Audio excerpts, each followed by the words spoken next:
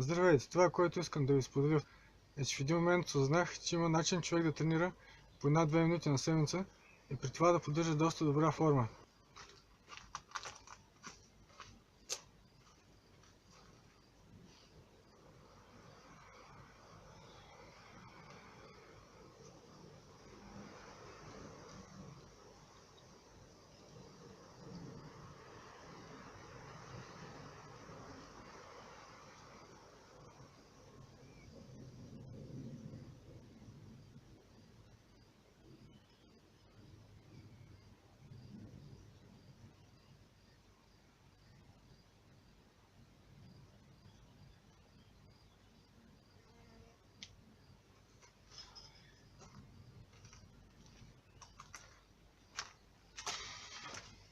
Сега видяш, че примерно тия 10 набирания, които направих, като се старая да са пълни и съм висок и ръцете ми са дълги и въпреки всичко отнемат 30 до 40 секунди.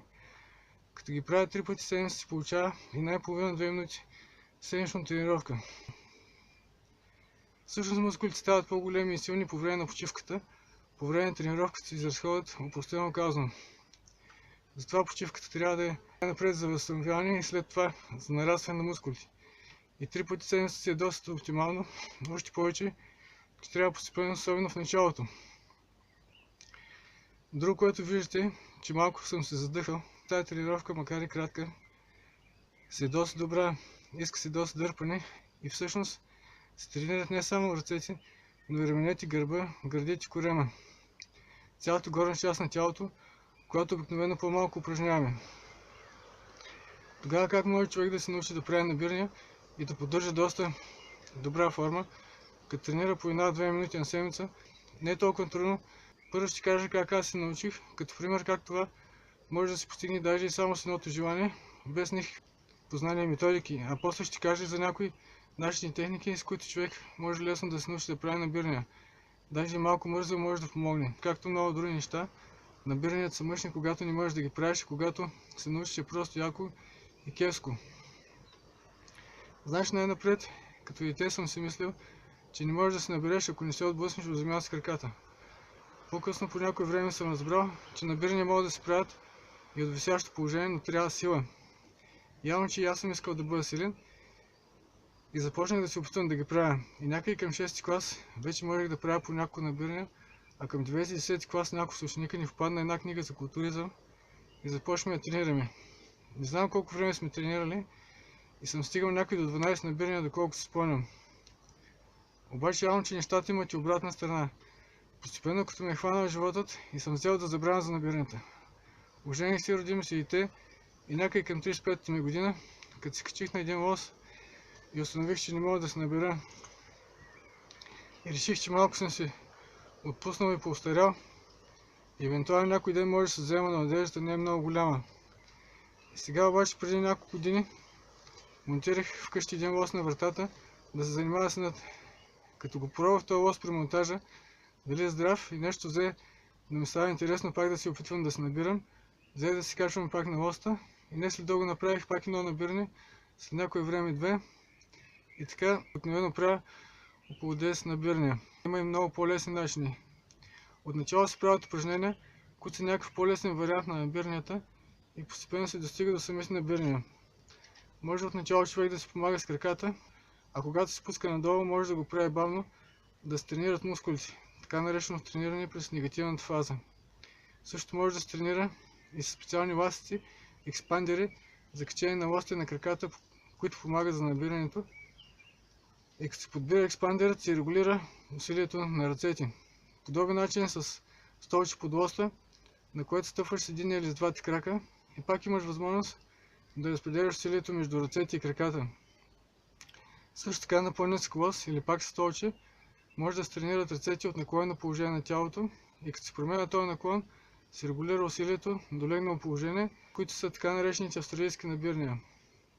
Също много полезно упражнение може да бъде катеренето по въже. Има подробна информация, клипчета и готови методики в интернет от професионални инструктори. Най-добре е човек да разгледа и да се избере по кой начин ще се учи.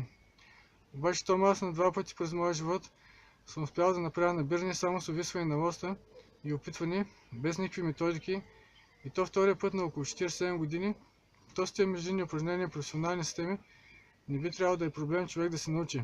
Някои от тия клипчета са и за мъже и жени над 40, 50 и 60 години. Излиза, че самото научаване на набиранията не е трудно и понякога даже малко мързел може да помогне. Ще ти кажа защо и как. И виждате, че набирания могат да се правят и на 50 години. И аз съм виждал и на 70, на 90 няколко. Имаме голям потенциал да бъдем и по-силни и по-здрави, ако се упражняваме правилно. Може в някои случаи да се правят само някои от тия междинни упражнения за по-продължително или неопределено време, без да се стига до същинските набирания. Ако човек има съмнение, че тия набирания ще са прекалено тежки за него. И може да потърси информация от специалисти, лекари, инструктори, рехабилитатори, ако е нужно. И всъщност, ако човек по една или друга причина не стигне до истинските набирания, усилията му съвсем не са напразни, той пак си прави пълноценна тренировка. Така че най-важното е да не се бърза с прекалено натоварване. Може да се получи и претренираност, при което вместо да ставаш по-силен, ще ставаш по-слаб. И това даже не е толкова страшно, ами има опасност и от сериозни травми. Например, костите и ставите по-бавно зякват от мускулите. И аз като почнах да се качвам пак на лоста, отначало ме болеше малко едното рамо, но постепенно се оправи. Преди тренировка трябва да се направи загряване с подходящи по-леки движения. А за напредване и избягване на опасности трябва да има мярка между тренировка и почивка и между необходимото усилие и прекаленото усилие. Най-добре е да се ориентираме за това по състоянието на тялото и неговата реакция. И трябва да се получава мора, но без преумора. И затова може да стане проблем, ако човек е прекалено нетърпелив в началото, да направи поне едно набиране, а после да ги увеличи и му се иска да ускори нещата. Обаче всичко е на принципа на надграждането, не може да се прескача, иска се време и постепенност, не може изведнъж. И това имам предвид, като казвам, че малко мързел може да помогне човек да се въздържа от прекалено пришпорване на нещата, което може да е вредно и опасно. На мен ми се иска това видео да е било интересно и полезно за вас. Благодаря за лайковете и споделяйте. По-нататък мисля да направя и други клипчета на други теми. Ще кажа някои, ако мислите, че и те ще бъдат подходящи за вас, абонирайте се и натискайте камбанката. Ето някои проекти за видео. Машина на времето. Една бюджетна версия за 5-10 лева. Как да се отгледаме талантливо дете. Как се лекуваме от простуда и грип за няколко часа. Как може да се загрява бойлера без пари, без ток и без слънчева енергия. Плуване и други водни тренировки и спа процедури в домашни условия. Как да се отглеждаме симпатично духче. И така, до нови срещи, бъдете здрави и щастливи!